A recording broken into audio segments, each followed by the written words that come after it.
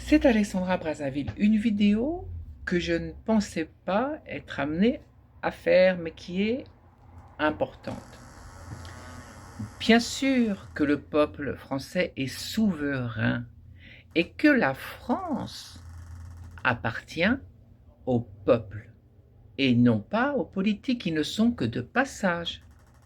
C'est-à-dire que le territoire, que les infrastructures d'État, y compris l'Élysée, les ministères, le Parlement, avec ce qu'il y a à l'intérieur également, tout ceci constitue le patrimoine national et est la propriété des Français. C'est-à-dire que chaque citoyen ou citoyenne française qui peut attester d'une identité républicaine est un petit peu propriétaire de ce patrimoine. Le président de la République est un fonctionnaire avec un statut particulier et privilégié, lié à un mandat et élu au suffrage universel. C'est la rencontre entre un peuple et un homme ou une femme d'État.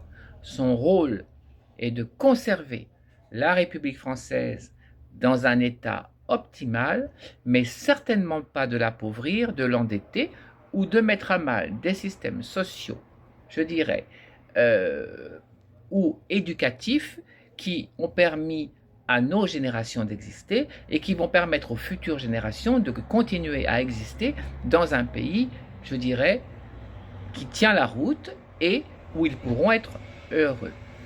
Le Parlement, les parlementaires donc, les députés, les sénateurs, constituent le contre-pouvoir du gouvernement. C'est-à-dire que l'hémicycle, qui est la maison du peuple, je dirais, regroupe des partis qui sont dans l'opposition au gouvernement en place et qui va se concentrer sur un élément précis, que la politique menée par le gouvernement élu et les ministres ne tombent pas dans une dictature qui serait impartiale et qu'il y ait bien, je dirais, une politique d'opposition qui va faire, si vous voulez, comme une modération que l'on peut connaître sur, je dirais, certains aspects médiatiques. Donc, le Parlement, je le répète, est la maison du peuple qui se concentre sur les droits des citoyens et la protection du peuple français. Voilà ce que je voulais vous dire. Quant à la dette abyssale de la France, ce ne sont en aucun cas les Français qui en sont responsables, mais elle est due à des prises de position ou des choix politiques faits par de toutes sortes de gouvernements successifs depuis 30 ans.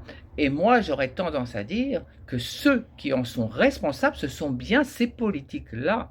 Et ils devront rendre des comptes très prochainement sur cette descente aux enfers de notre magnifique République qui aujourd'hui est en train de sombrer dans le chaos. Je vous demande à tous, citoyens et citoyennes de France, de revoir vos droits et devoirs civiques, car chacun de vous ou chacune peut demander des comptes, savoir à quoi servent les impôts que vous payez, savoir comment est, je dirais, dépensé l'argent public et ne pas forcément être d'accord avec tout ce qui se fait. Mais il n'y a pas qu'au moment du vote, vous avez le droit aussi de questionner les parlementaires, vos députés, vos élus, etc. et de faire valoir votre mécontentement. La gestion du peuple français n'est pas uniquement, je dirais, le propos de certains politiques, mais bien aussi un devoir qui incombe à tout citoyen et citoyenne qui, je le répète, est propriétaire en titre à un certain point, à une certaine mesure de la République. Merci de votre écoute. À très bientôt.